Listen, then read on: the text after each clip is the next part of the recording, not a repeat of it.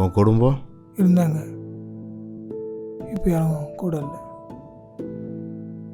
அப்பா ஃப்ளெக்சிபிளாக இருக்குன்னு சொன்னார், அம்மா செட்டில் ஆகணும்னு சொன்னாங்க. இந்த உலகம் பணம் இருக்கா இல்லையான்னு தான் பார்த்துச்சு. எனக்குள்ளே என்ன இருக்குன்னு யாருமே பார்க்கல. நான் இங்கே தான் ஐடியில் ஒர்க் பண்ணுறேன்.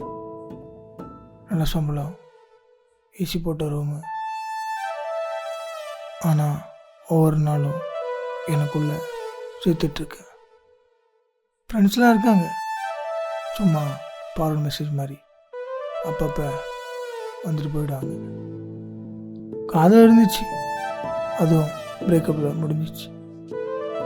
நான் சுதந்திரமாக தான் இருக்கேன், ஆனால் இந்த உலகத்துக்கு தேவையில்லாமல் உணர்றேன். நீ இந்த உலகத்துக்கு தேவையில்லாதவன்லாம் இல்லை. நீ தனிமையில் இருக்க.